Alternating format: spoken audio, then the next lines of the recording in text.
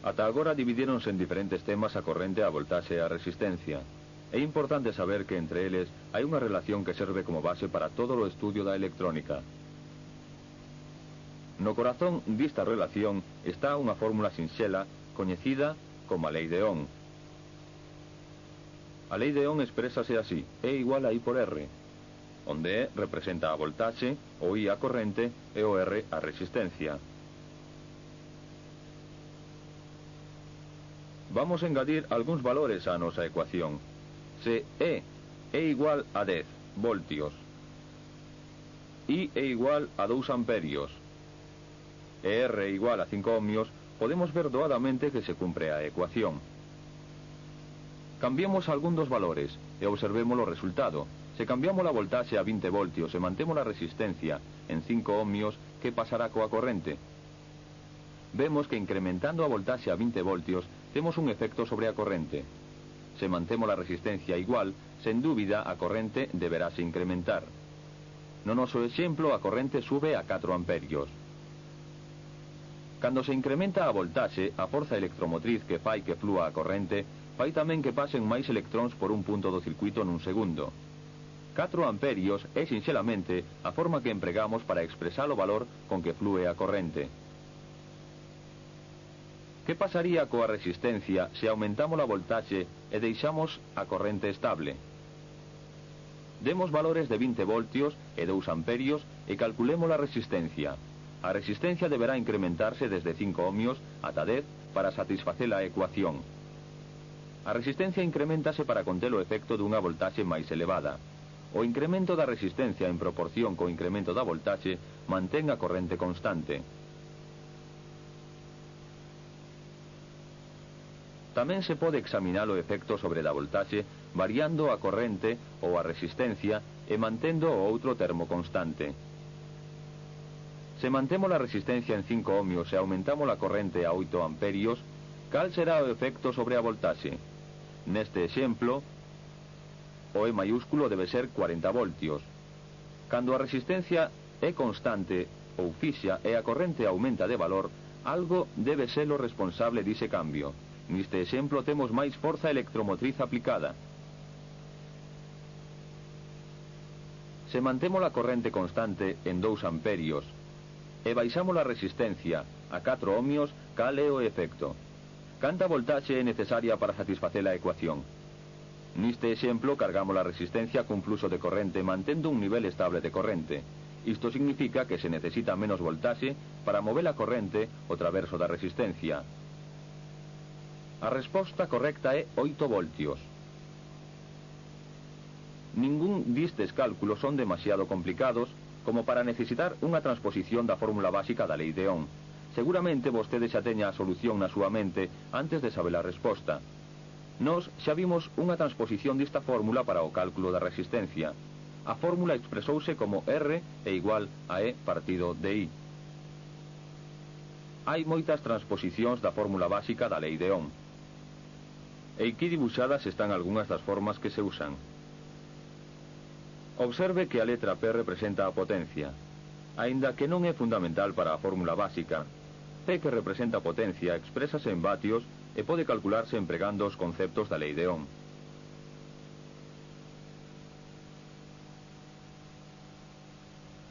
As resistencias son medidas en ohmios e en vatios de disipación.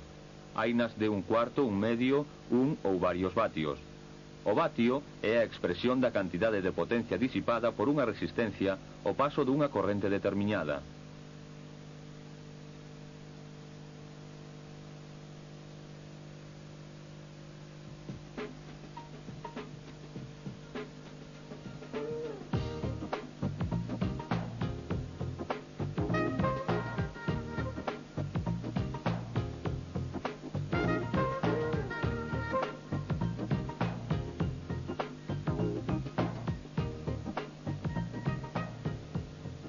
Novos efectos e novos termos na unidade 5 son o magnetismo, campo, núcleo, permeabilidade, inducción, liñas de fluxo, conmutador, bobinas inductoras, polo, escobillas, armadura e xerador. Véxeas mentras estudia esta unidade. O magnetismo é, por definición, unha propiedade capaz de exercer unha forza mecánica sobre outros materiais magnéticos cando se colocan perto. Quizáis vostede xa experimentou esa forza manexando pequenos imáns. Os imáns teñen dous polos, o polo norte e o correspondente polo sur. Se intenta poñer xuntos os dous polos, observará a acción da repulsión. Canto máis fortes sexan os imáns, máis forte será a oposición que experimenten.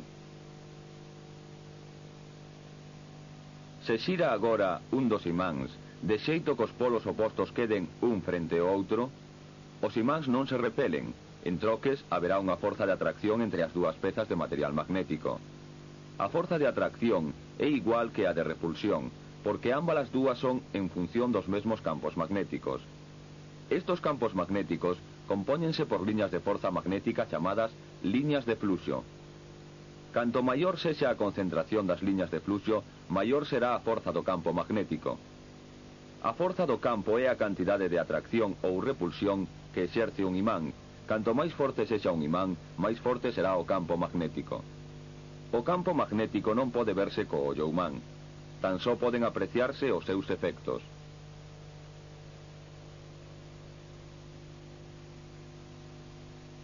Cando a corrente eléctrica pasa ao través dun conductor, fórmase un campo magnético ao redor do mesmo. Isto recibe o nome de electromagnetismo, porque resulta do fluxo de electróns. O campo magnético tan só está presente cando flúe corrente. Se non circula corrente polo conductor, o campo desaparece. Falando técnicamente, o campo colapsase. As liñas de forza electromagnética son as liñas de fluxo nun electroimán. Para determinar a dirección a que as liñas electromagnéticas de forza flúen ao redor do conductor, aplícase a regra da man esquerda. Esta regra di, cando se sostén o conductor coa man esquerda, co dedo polgar sinalando a dirección do fluxo de corrente, os dedos máis perto indicarán o senso das liñas de fluxo ao redor do conductor. Como en calquera campo magnético, a forza do campo electromagnético increméntase ou debilítase segundo a concentración das liñas de fluxo. Hai varios métodos para controlar a concentración das liñas de fluxo. Un deles consiste en concentrar o número de espiras durante a fabricación. Este procedimento aumenta a concentración das liñas de fluxo, porque os campos magnéticos creados ao redor de cada espira tenden a sumarse os uns aos outros. Tamén é posible variar a forza do campo magnético variando a intensidade de corrente que circula ao traverso do conductor. Neste procedimento, auméntase ou disminúese o campo magnético ao redor do conductor nunha proporción directa á cantidade de corrente que flúe ao traverso do mesmo. Outro método moi usual para incrementar a forza do campo magnético é colocares un núcleo de ferro mol no interior da bobina. A permeabilidade do ferro é maior que a do imán permanente, e por iso a concentración das liñas de forza en torno ao núcleo incrementa a forza do campo. A permeabilidade é a medida da capacidade dun material para canalizar as liñas de fluxo dun xeito concentrado. É posible identificares con precisión os polos norte e sur dun electroimán empregando a regra da man esquerda. Esta regra establece que sostendo a bobina na man esquerda, cos dedos sinalando a dirección do fluxo da corrente, o polgar sempre sinalará o polo norte do imán.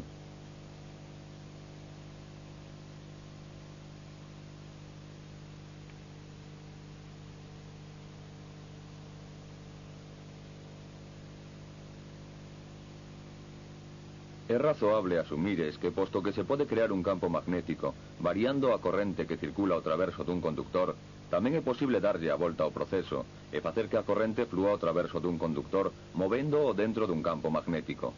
Os xeradores eléctricos empregan este principio para producir corrente.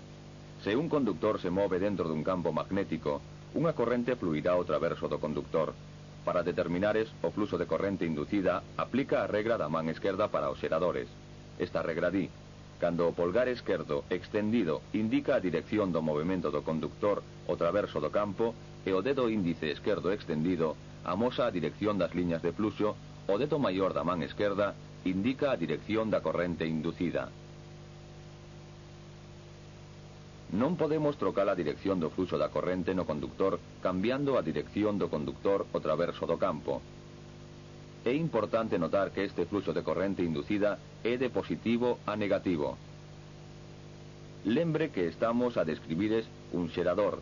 unha fonte de corrente, aquilo o que nós referíamos na unidade 2 como o circuito interno. A electricidade que xeramos fluirá no circuito externo dende o terminal negativo do xerador o traverso do circuito e novamente de volta á fonte e o terminal positivo do xerador. O xerador mantén os electróns circulando de negativo a positivo polo circuito externo, pero no circuito interno do xerador debe de haber un fluxo de positivo a negativo. O movelo conductor no interior dun campo magnético prodúcese unha pequena cantidade de corrente durante un corto espacio de tempo. Pero se mantemos o conductor constantemente en movimento dentro de dito campo, obteremos unha corrente permanente na saída. Se agora engadimos máis espiras, incrementamos a cantidade de corrente xerada. Outros factores que tamén afectan a saída dos xeradores son a velocidade de movimento do conductor ao traverso do campo, a longitude do conductor e o ángulo no que o conductor corta as liñas de fluxo no campo. O problema xurde cando queremos empregar unha espira para producir unha saída de corrente continua, porque cando unha espira xira ao traverso do campo, unha parte de ela móvese cara arriba, mentres que a outra faino cara abaixo. A corrente fluirá ao traverso da espira nunha dirección, ata que a espira volte ao punto, onde a parte que se estaba a mover cara arriba comence a súa rotación cara abaixo, porque como xa se expuxera anteriormente, un cambio no movimento do conductor invertirá a dirección do fluxo de corrente no conductor. Estas inversións do fluxo de corrente fan que a saída do xerador troque constantemente de polaridade, facendo fracasar o noso obxectivo de acadar unha corrente continua, pois esta deberá de fluir sempre na mesma dirección. Para solucionar este problema, emprégase un par de escobillas e un conmutador. O conmutador consiste nunha división do cilindro metálico conectado nos extremos da espira xeradora. Este conmutador xira coa espira e fai contacto físico coas escobillas de saída. Estas escobillas colócanse unha no senso oposto á outra. Cada escobilla está en contacto físico con cada segmento do conmutador só cando o extremo da espira se mova nunha única dirección. A saída resultante tomada das escobillas é a corrente continua. Nas armaduras prácticas sóense conectar varias espiras a cada segmento do conmutador. Con iso lógrase incrementar a corrente de saída. Tamén se engaden máis segmentos co gallo de facer esa saída máis constante. Nun dispositivo práctico, os segmentos do conmutador colócanse firmemente nun aillador de forma cilíndrica para manter un espacio e forma apropiados. Son obvias as ventaxas que proporciona un aumento na velocidade de rotación, así como o incremento do número de espiras conductoras, xa que se logran cortar máis liñas de fluxo nun mesmo intervalo de tempo, acadándose incrementar a corrente inducida. Resumindo, en calquera xerador a cantidade de corrente inducida depende directamente do número de liñas de forza magnética cortadas por unidade de tempo. Mentres a espira conductora xira ao traverso do campo, os diversos ángulos nos que se localiza cortan continuamente as liñas de fluxo, incrementando ou decrementando a corrente de saída. Na figura vemos a representación da corrente de saída do xerador de corrente continua durante unha rotación completa de 360 graus. Esta saída é en forma de impulsos, pero aínda así se considera unha corrente continua, porque flúe sempre na mesma dirección.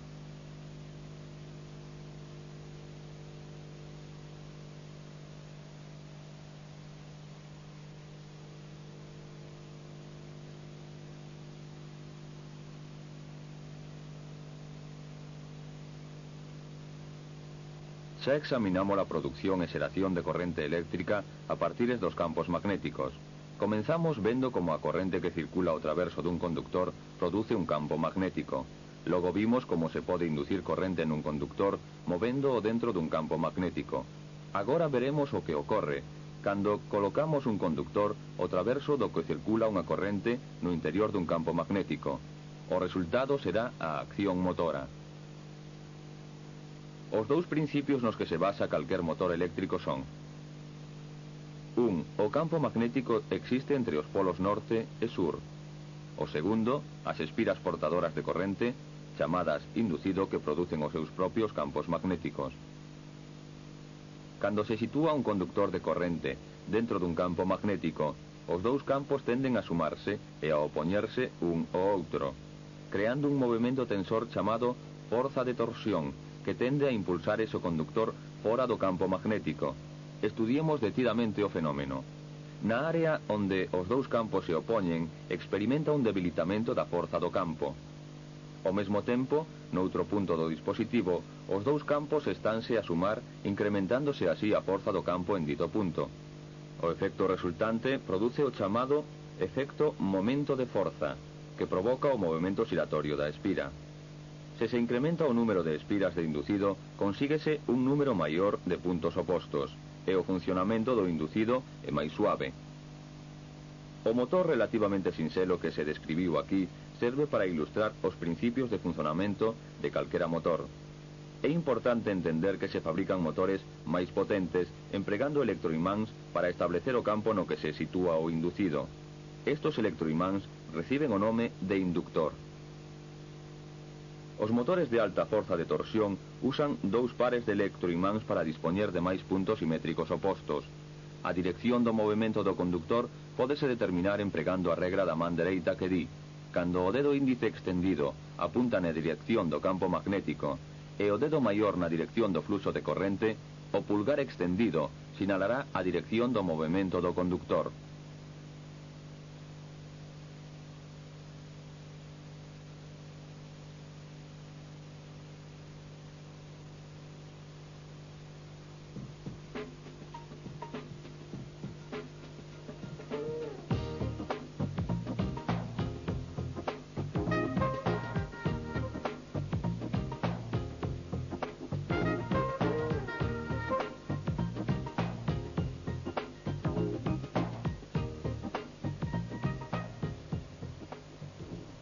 Agora vamos a estudiar o mecanismo dos instrumentos aplicados ás medidas eléctricas.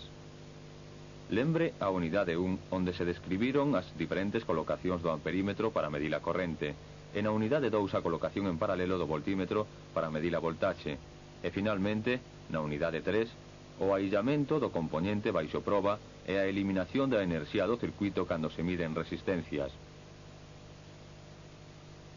Nesta unidade examinaremos o método que seguen estes procedementos e tamén aprenderemos a recoñecer os símbolos para identificar os fusibles. Os conmutadores empréganse para completar os circuitos eléctricos e serven de axuda para illar componentes. Os fusibles protexen o circuito dun fluxo excesivo de corrente. Preste atención a estes termos o traverso da unidade: voltímetro analóxico, escala, indicador, fusible, defección de escada completa.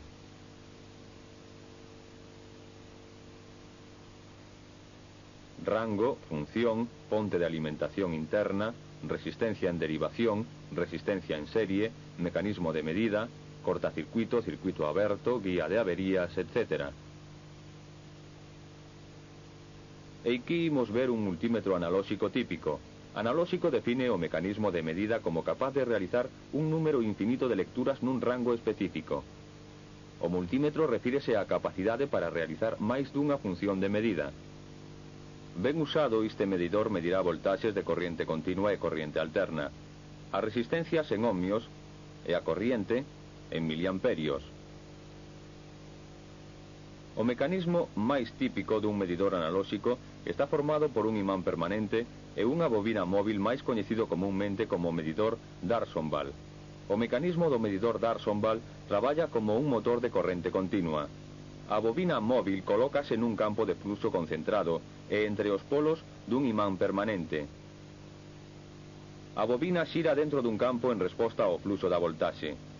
A bobina móvil faise suxetando varias espiras nun marco rectangular. A bobina xira ao redor dun núcleo de ferro mol.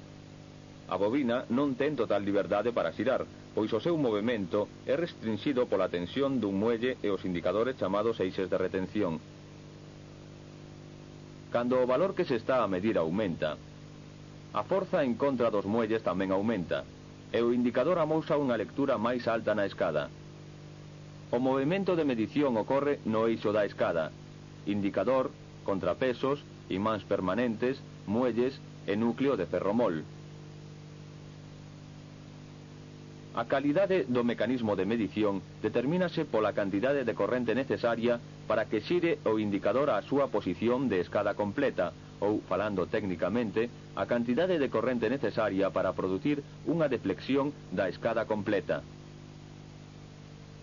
Canta menos corrente se necesita para producir a deflexión da escada completa, máis sensible será o mecanismo de medición e maior a calidade. A selección do rango apropiado para a deflexión da escada completa do indicador de medición é unha consideración importante. Se se espera que a medida sexa de 8 miliamperios, selecciónase o rango máis alto que exceda 8 miliamperios. Seleccionamos un rango de 10 miliamperios.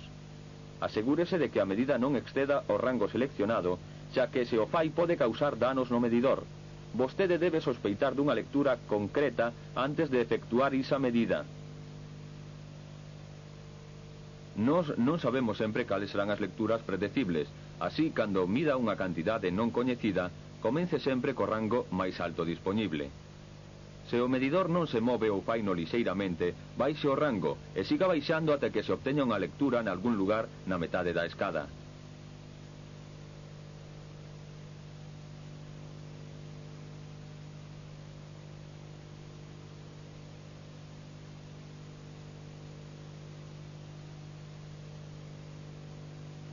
Na parte 1 desta unidade estudiamos como funciona o mecanismo de medición.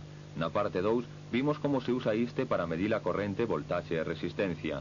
Os mecanismos de medida son aparatos fráxiles. Os medidores de corrente só requeren 1 miliamperio para a deflexión da escada completa. O medidor que se amosa ten varios rangos: 100, 30, 10, 3 e 1 miliamperio.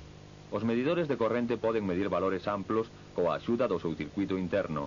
As resistencias en derivación conéctanse dentro do medidor desta forma e conéctanse á súa vez en paralelo co mecanismo de medición.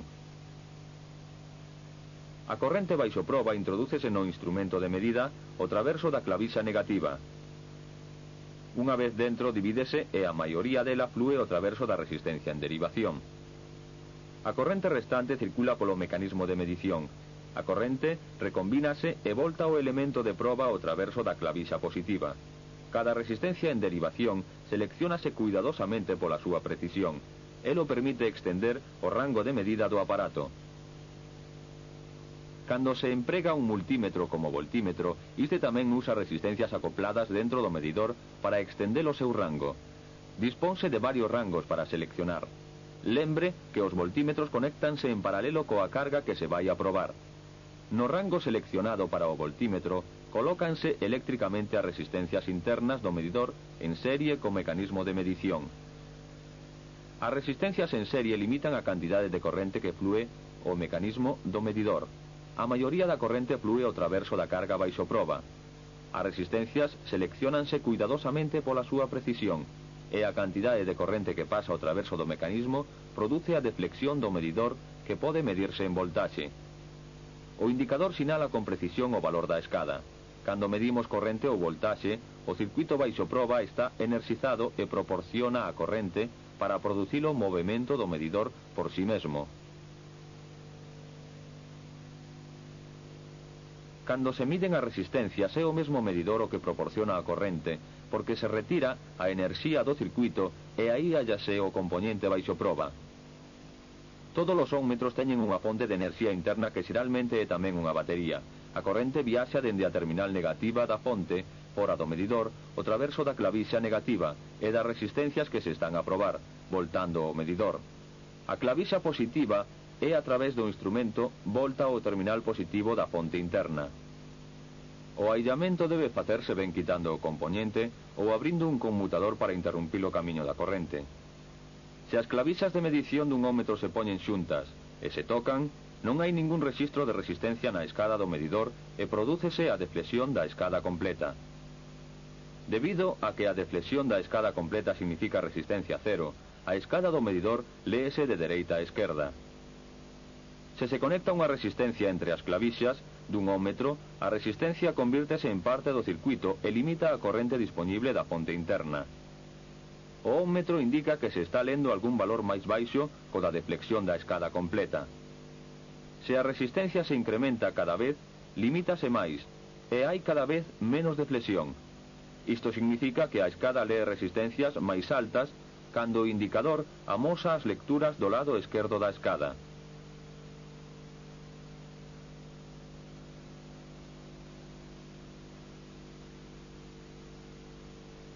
Na terceira parte empregaremos o multímetro para localizar partes defectuosas nos circuitos electrónicos. E aquí vemos un circuito electrónico típico. Este contén unha batería, un conmutador e unha lámpada. Note que se o conmutador está en posición aberta, non temos camiño pechado polo que flúa a corrente e a lámpada non está encendida. Se pechamos o conmutador, a lámpada dá luz. Se activamos a función de control de medición da voltaxe e se conecta o multímetro en paralelo co conmutador, podemos observar nas indicacións do circuito que ten unha ruptura no camiño do fluxo da corrente. Note como o voltímetro rexistra a voltaxe aplicada disponible cando o conmutador está aberto. Isto é debido a que hai unha interrupción no fluxo do corrente e nós estamos medindo o traverso da ruptura.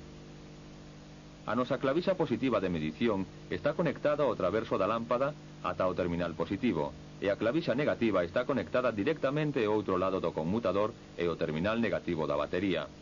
O conmutador aberto aparece no multímetro como unha carga con resistencia alta para o fluxo de corrente.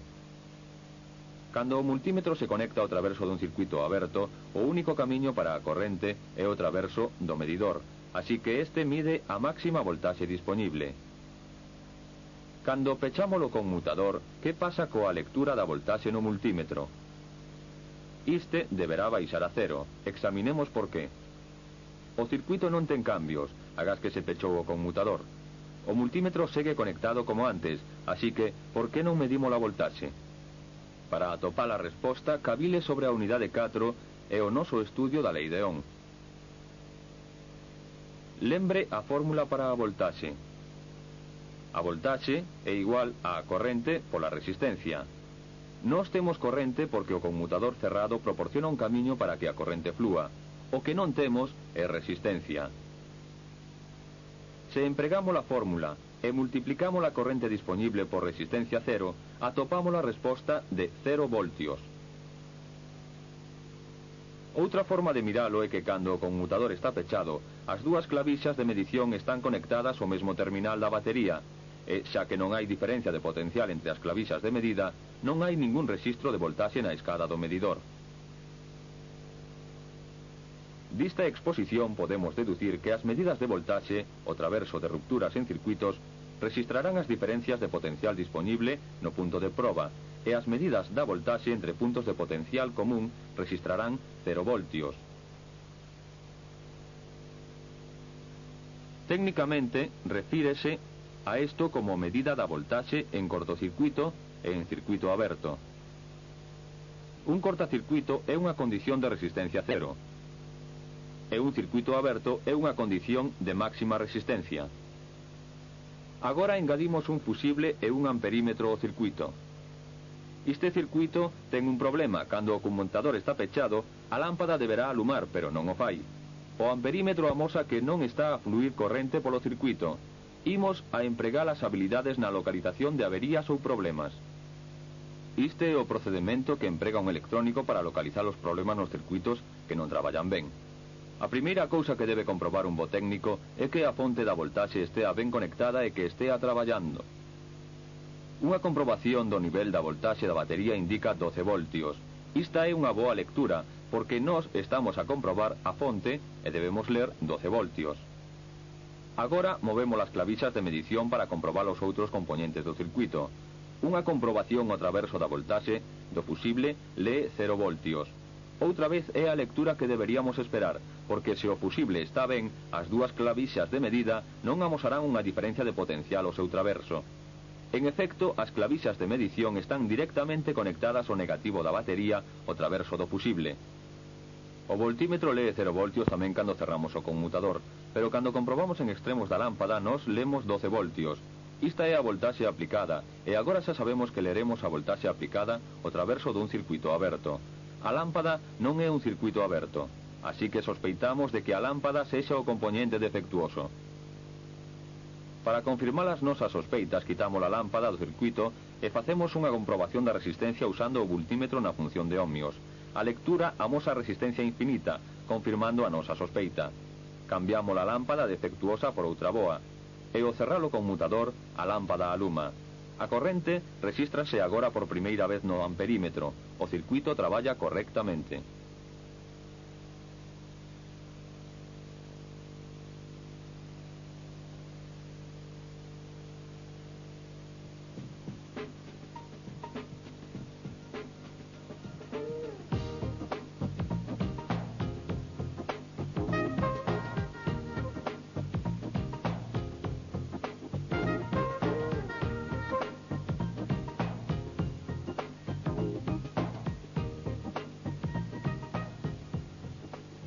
Na unidade 7 aprenderemos a recoñecer os símbolos para inductancia e capacitancia.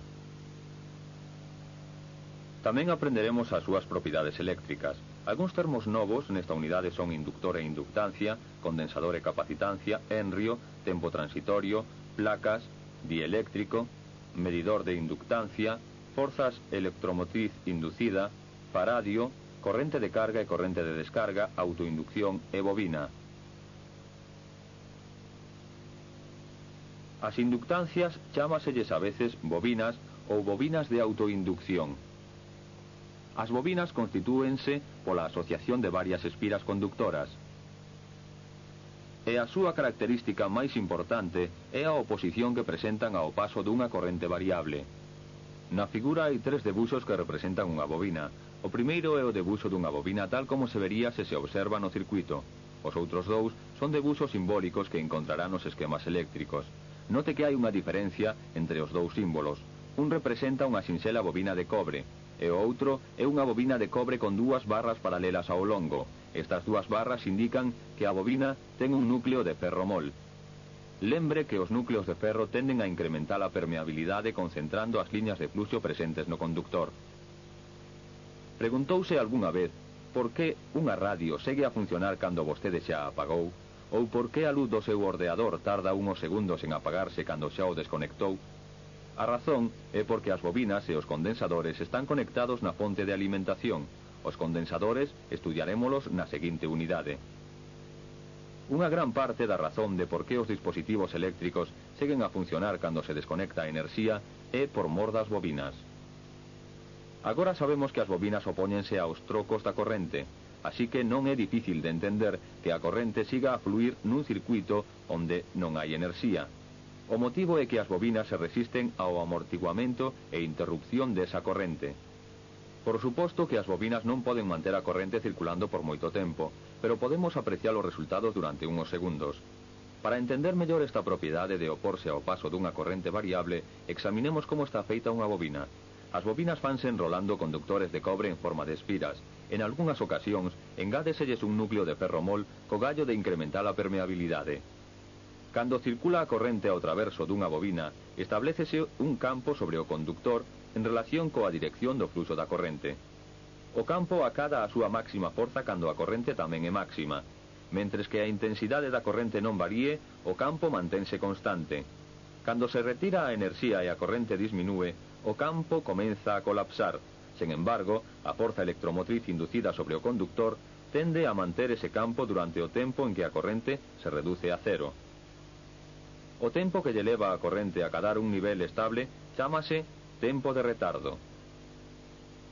O tempo de retardo é un factor que aparece sempre que se prenda ou apague un circuito. Os 2 gráficos da figura amosan separadamente o aumento e decrecemento da corrente ao traverso dunha bobina. En dito gráfico represéntase a corrente pola bobina en función do tempo. Podemos observar que o tempo que lle leva a corrente a acceder ao seu valor máximo de 10 amperios é de aproximadamente 2 segundos. Cando se retira a enerxía do circuito, a corrente disminúe ata facerse nula. O tempo de decrecemento é igual ao tempo de incremento. O gráfico indica que o tempo que lle leva a corrente facerse cero é tamén de 2 segundos.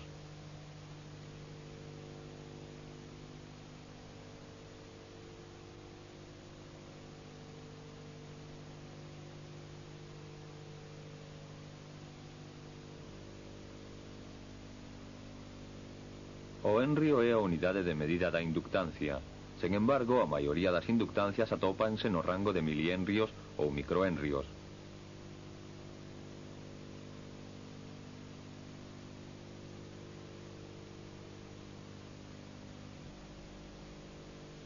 Os condensadores opóñense aos cambios da voltaxe e teñen formas e tamaños moi variados. O símbolo esquemático para os condensadores é de 2 liñas. Para entender mellor o funcionamento dun condensador, vexamos como se fan. Os condensadores fórmanse por 2 placas conductoras separadas por un material aillante chamado dieléctrico. É importante observar que non hai ningún camiño conductor físico entre as placas ou armaduras. Examinemos o comportamento dun condensador nos seguintes circuitos. Na figura, a placa negativa do condensador cárgase negativamente por medio dos electróns que lle chegan dende o terminal negativo da batería. A acumulación de cargas negativas en ditas placas creará un campo eléctrico o traverso do dieléctrico que repelerá os electróns ceibes da placa positiva. Estos electróns circularán a traverso do circuito ata o polo positivo da batería, producindo unha circulación de corrente que poderá ser detectada polo amperímetro. A pérdida de electróns fará que esta última placa do condensador quede cargada positivamente. A presencia destos dous potenciais opostos entre ambas as dúas placas orixina un condensador. Unha vez que a carga do condensador iguala a da batería, deixa de fluir corrente ao traverso do circuito. É importante resaltar que a corrente circula polo circuito externo, pero non ao traverso do condensador, porque entre ambas as dúas placas non hai ningún elemento conductor. O senso de carga sóese indicar por medio dunha frecha curvada. No circuito práctico proporcionarase un camiño de descarga para o condensador. Unha vez que o condensador se carga, cesa toda a corrente ao traverso do circuito.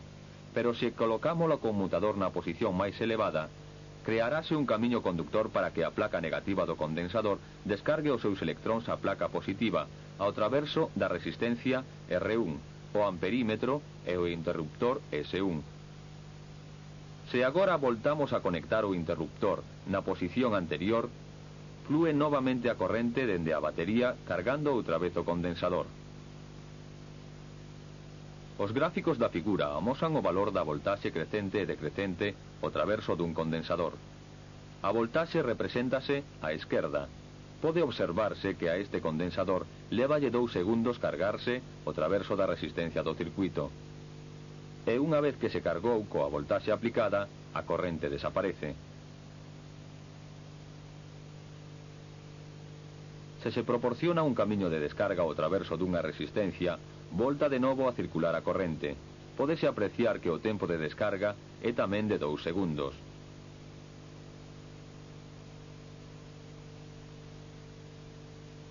A unidade de medida para os condensadores é o faradio.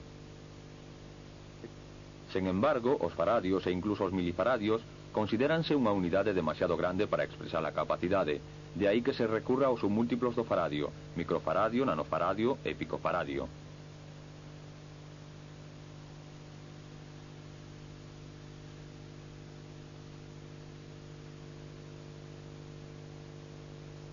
A electrónica é a ciencia do electrón, das súas propiedades e comportamentos. Os electróns son partículas electrizadas negativamente dos que a materia está realmente chea. Hai electróns por todas as partes, pero só se atopan de dúas formas, ou ben formando parte da estructura dun átomo, do cal non poden fuxir a non ser que se lles aplique unha grande cantidade de enerxía, ou en liberdade.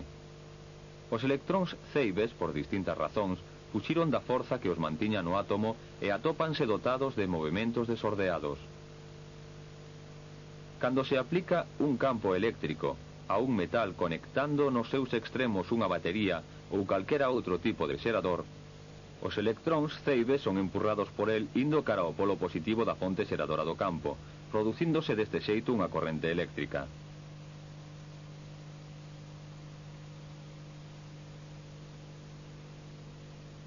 É importante diferenciar a electrónica da electricidade. A electricidade estudia a circulación de electróns ao traverso de materiais conductores baixo o efecto dunha forza electromotriz.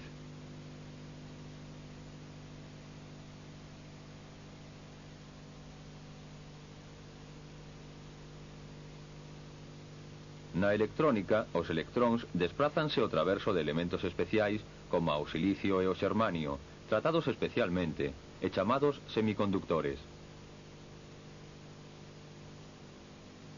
Na actualidade a base tecnolóxica da electrónica é o transistor, pero antes da súa aparición no mercado había outra maneira de obtela mediante diodos e triodos que formaban as chamadas válvulas.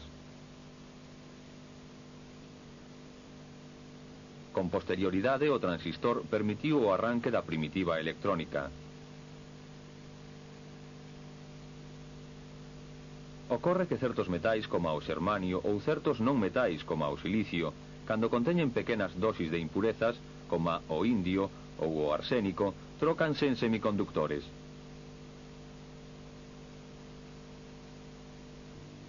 Supoñamos un cristal perfecto de xermanio puro. O xermanio puro non é conductor.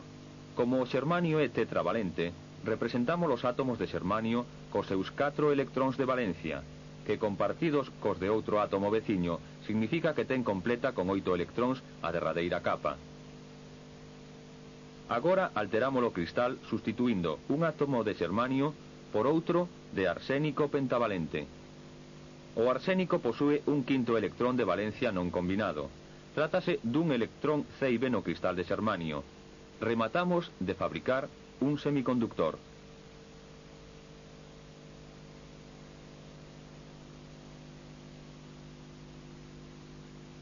Se aplicamos unha tensión entre dous puntos do semiconductor de xermanio impuro de arsénico, o electrón ceibe verase atraído polo polo positivo do xerador. E o polo negativo deixará entrar un electrón no cristal que voltará a ser atraído de novo polo polo positivo. Así unha e outra vez. Noutras palabras, prodúcese o paso dunha corrente eléctrica polo cristal de xermanio. Este semiconductor, con impurezas pentavalentes, chámase agora de tipo N. É doador de electróns ao aplicarlle unha diferencia de potencial. Agora sustituiremos un átomo de xermanio por outro de indio trivalente. Neste caso producimos un defecto de electróns, pois os 3 de valencia do indio só completan 3 de xermanio, quedando un oco correspondente ao cuarto electrón do átomo de xermanio. Se aplicamos unha diferencia de potencial ao cristal así constituído, ocorre que o oco se enche cun electrón que o átomo lle quita ao seu veciño de xermanio, que a súa vez fai o mesmo ata chegaren ao átomo máis perto do polo negativo. Iste enche o seu oco cun electrón procedente do polo negativo do xerador. Pero ao mesmo tempo, o átomo máis perto do polo positivo perde un electrón creando un novo oco.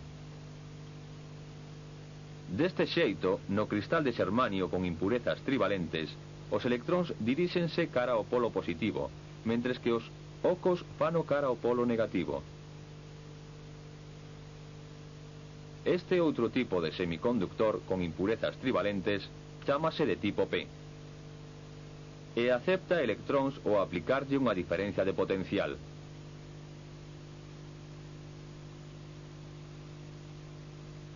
Agora vexamos que ocorre cunha unión de tipo NP. Lembremos que N é doadora e P acepta electróns. Este gráfico mostra en cor azul os electróns do semiconductor N.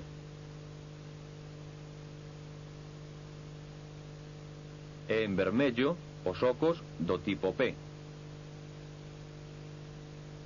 Agora observemos a unión. A zona límite entre N e P chámase de unión NP e é moi delgada. Sen embargo, nela ocorren cousas moi importantes.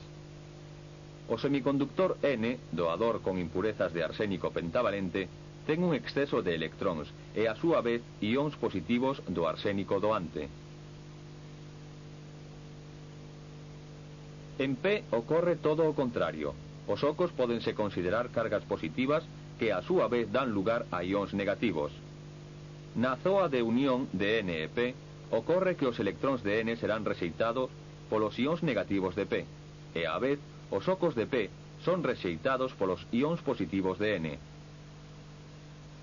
Isto significa que nas zoas pertas da unión non hai electróns nin ocos, só hai ións.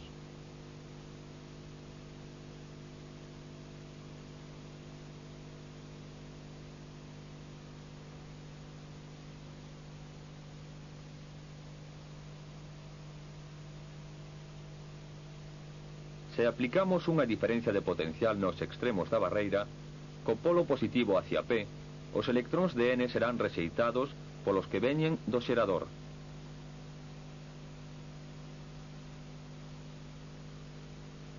O cal failles saltar a unión enchendo os ocos de P. E logo serán atraídos polo polo positivo do xerador, creando novos ocos na zona de unión, e así unha e outra vez.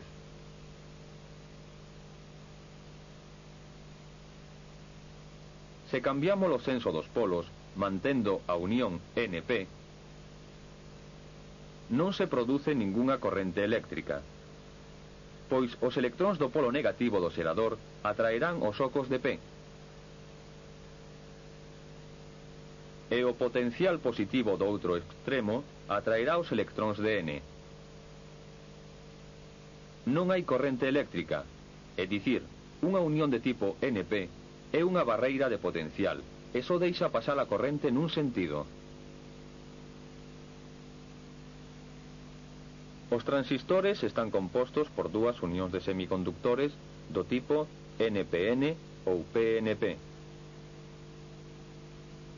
As dúas zoas exteriores chámanse emisor e colector. A central chámase base.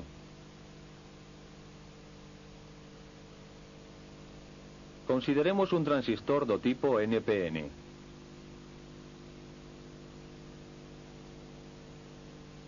Aplicaremos unha tensión pequena ao transistor. O polo negativo, o emisor, e o positivo, o colector. A primeira unión é do tipo NP, e os electróns poden pasar do emisor ata a base. A segunda unión é do tipo PN, e os electróns pasan con dificultade da base ao colector.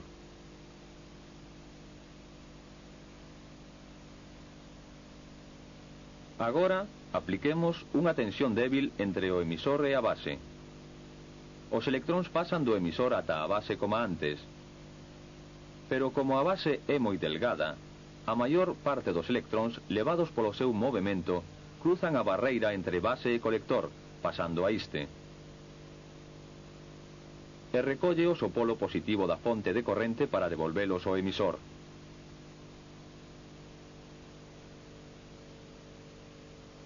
O feito de establecerese esta corrente no senso contrario ao fluxo de electróns constitúe o efecto transistor. Isto é o máis importante de todo. Unhas débiles variacións de corrente entre o emisor e a base provocan fortes variacións de corrente entre o emisor e o colector, dotando o transistor do seu poder amplificador.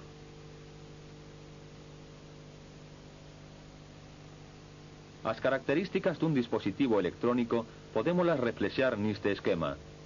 Por unha parte dispón dun órgano de captación do fenómeno a medir, ben sexa temperatura, luz ou un corte de fluxo eléctrico.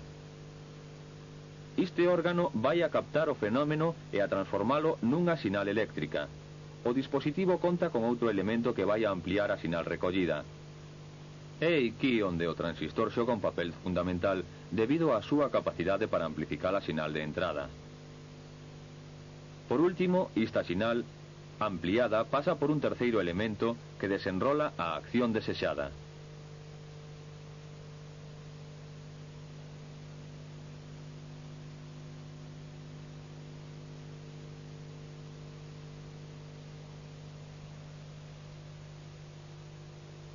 Vexamos como exemplo o funcionamento dunha alarma electrónica. O fenómeno a descubrir é a presencia dunha persoa inesperada no interior da vivenda.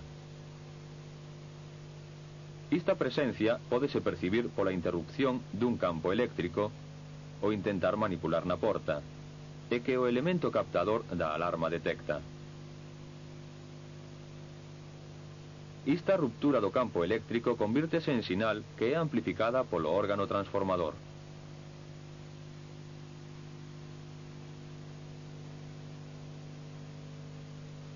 Unha vez transmitida ao actuador, neste caso un timbre de alarma, advirte o propietario da vivenda da visita que ia a recibir.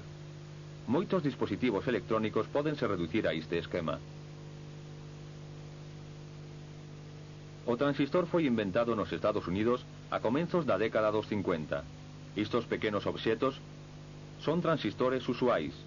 Presentan mellores servicios que as antigas válvulas e ocupan moito menos espacio. Funcionan con tensións baixas, non se quentan e casi non se desgastan.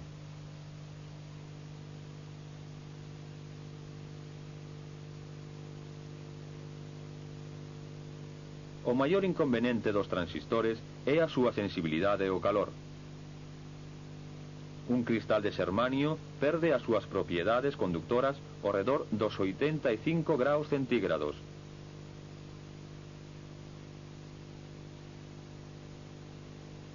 No caso do silicio, a temperatura é máis alta, pois comeza a perder as súas propiedades arredor dos 180 graus centígrados. A temperatura normal de funcionamento dun cristal de xermanio sitúase ao redor dos 55 graus centígrados e ao do silicio ao redor dos 125 graus centígrados.